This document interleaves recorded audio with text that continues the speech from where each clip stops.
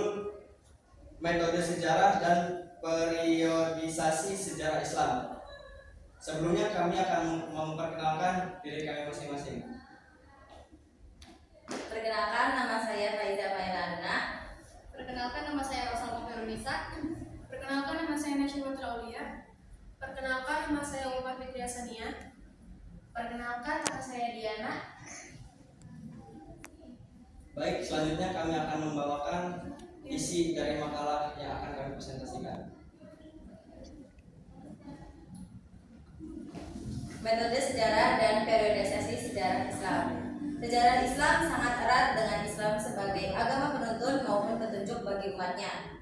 Sehingga Islam dapat dalam sejarah memberikan arti lebih penting, bahkan menentukan kehidupan umat manusia.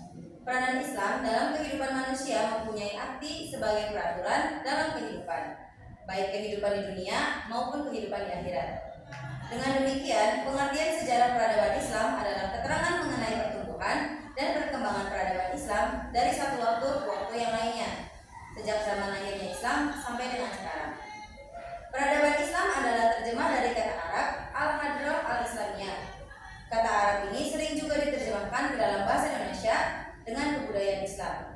Kebudayaan dalam bahasa Arab adalah al-thaqafah masyarakat Indonesia, sebagaimana juga di Arab dan Barat.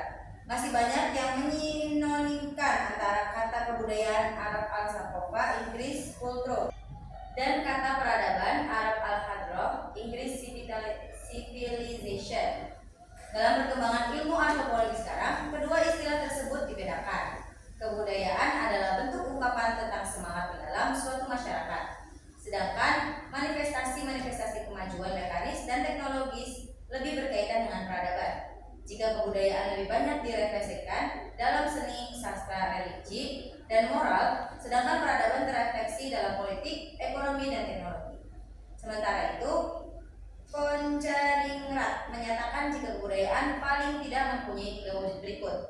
Yang pertama, ada wujud ideal, yaitu wujud kebudayaan sebagai suatu kompleks ide, gagasan, nilai-nilai, norma, peraturan, dan sebagainya.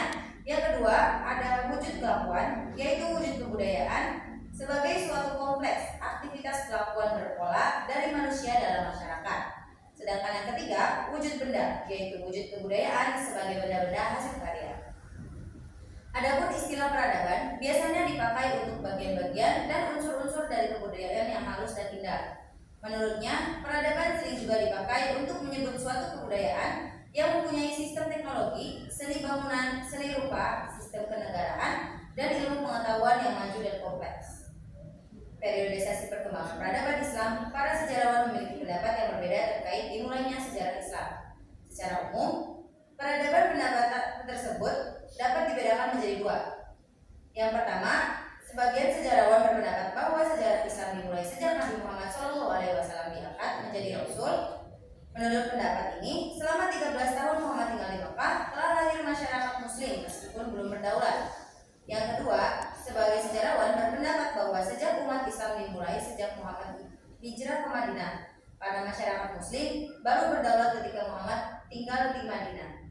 Muhammad tinggal di Madinah tidak hanya sebagai Rasul, tetapi juga merangkap sebagai pemimpin atau kepala negara berdasarkan konstitusi yang disebut Piagam Madinah.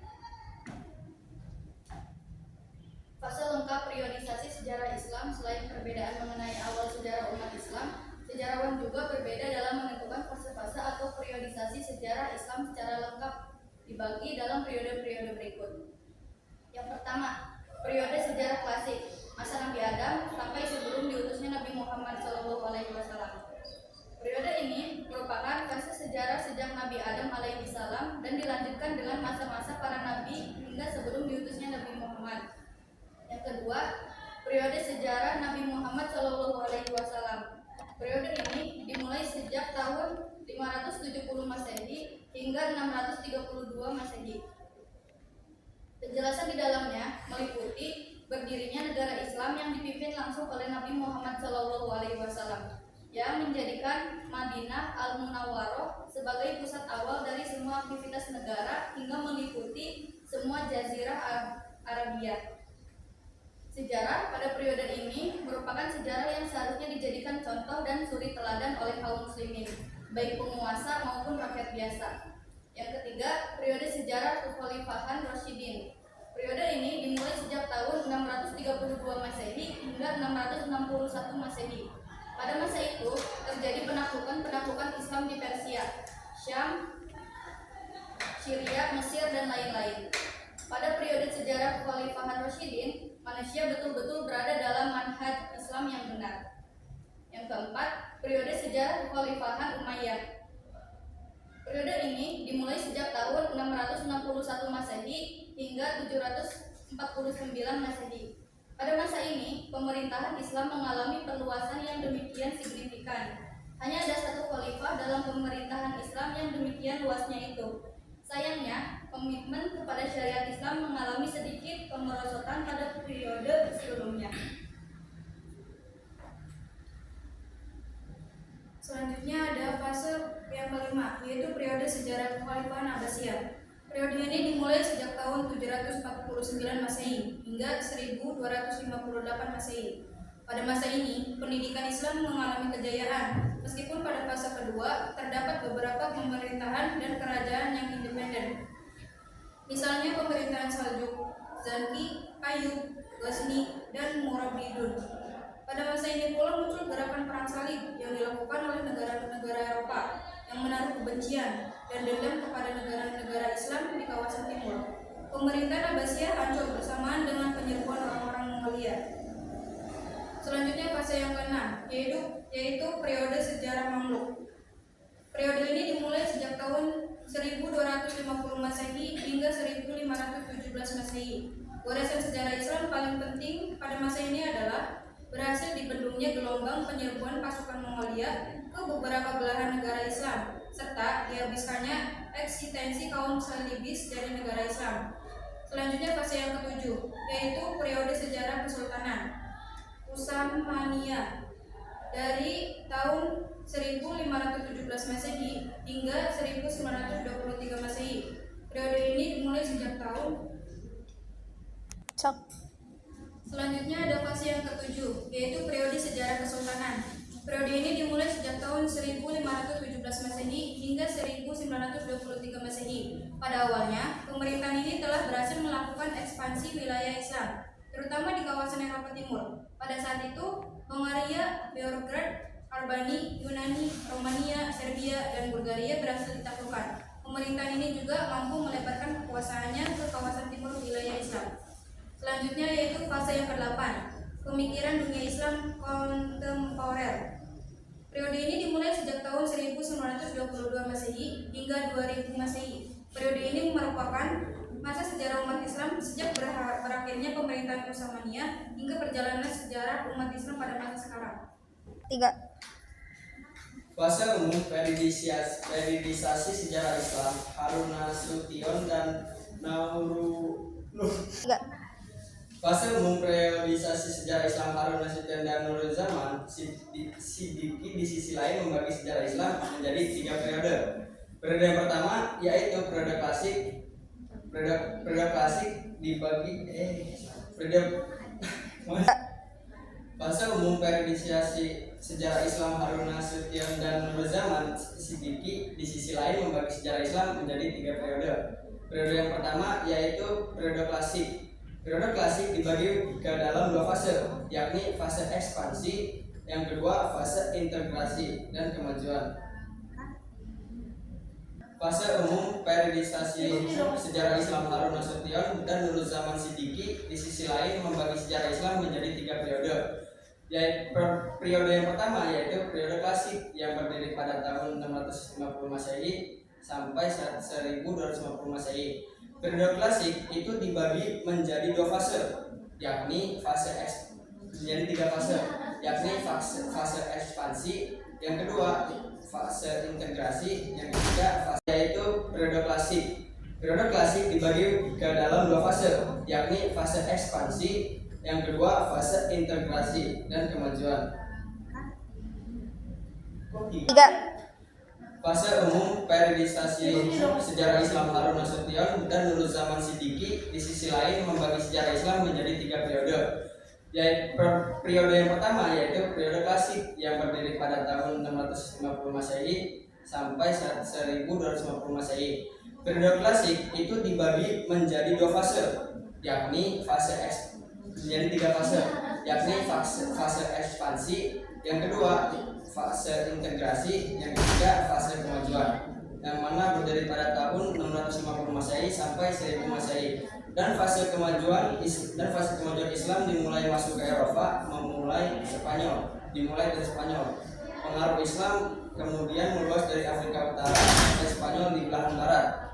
Lebih lanjut, desa ini menyentuh Persia hingga ke India di belahan timur. Selanjutnya yaitu periode yang kedua, periode pertengahan. Periode pertengahan ini sama halnya dengan periode klasik. Peradaban Islam pada periode pertengahan ini dibagi juga dalam beberapa fase, yaitu fase kemunduran dan desentralisasi, desintegritas meningkat. Gedung-gedung bersejarah yang ditinggalkan periode ini antara lain yaitu Taj Mahal di Agra, Benteng Merah, masjid-masjid, istana-istana, dan gedung-gedung pemerintahan di Delhi. Kemajuan Islam pada era ini lebih berpusat di bidang politik. Selain itu, Barat juga mulai bangkit, terutama dengan terbukanya jalan ke pusat, rempah-rempah dan bahan mentah di timur jauh melalui Afrika Selatan, dan ditemukannya Amerika oleh Columbus pada tahun 1492 Masehi. Namun demikian, kekuatan Eropa pada waktu itu masih lemah jika dibandingkan dengan kekuatan Islam. Selanjutnya yaitu periode modern. Periode modern 1800 Masehi sampai sekarang merupakan zaman kebangkitan umat Islam yang memulai sadar bahwa di Barat telah timbul peradaban baru yang lebih tinggi. Ekspedisi Napoleon di Mesir yang berakhir pada tahun 1801 Masehi membuka mata dunia Islam, terutama Turki dan Mesir, akan kemunduran dan kelemahan umat Islam. Raja-raja dan para pemuka Islam mulai memikirkan cara meningkatkan dan kekuatan umat Islam kembali. Kontak Islam dengan Barat sejak masa ini berlainan sekali dengan kontak Islam dengan Barat periode klasik. Pada saat itu, Islam sedang naik dan Barat sedang dalam kegelapan. Sekarang sebaliknya, Islam tampak dalam kegelapan dan Barat tampak gemilang. Dengan demikian, timbullah sesuatu yang disebut pemikiran dan aliran pembaharuan atau modernisasi dalam Islam. Pemuka-pemuka Islam mengeluarkan pemikiran-pemikiran cara membuat umat Islam maju kembali. Sebagaimana yang terjadi pada periode klasik, usaha-usaha ke arah ini mulai dijalankan di kalangan umat Islam. Namun, Barat di sisi lain juga bertambah maju dalam hal itu. Kebangkitan umat Islam ini dibagi lagi menjadi dua periode, yakni kebangkitan awal 1800 sampai 1967 dan kebangkitan kedua 1967 sampai sekarang. Pada periode kebangkitan awal muncul kesadaran pentingnya pembaharuan dalam Islam baik secara politik, militer, sosial, dan budaya. Sementara itu, pada kebangkitan kedua, kekalahan Arab oleh Israel tahun 1967 menjadi titik yang menggugah umat. Inilah yang menyebabkan perkembangannya pemikiran-pemikiran filosofis dan metodologis dalam rangka pembaharuan Islam pada era kontemporer. Kesimpulannya, secara keseluruhan metode sejarah dan periodisasi peradaban Islam memiliki artinya masing-masing. Meskipun begitu, pengertian sejarah peradaban Islam adalah keterangan mengenai pertumbuhan dan perkembangan peradaban Islam dari satu waktu ke waktu yang lainnya, sejak zaman lahirnya Islam sampai sekarang. Sekian kami akhiri presentasi dari kami, kurang lebihnya mohon maaf.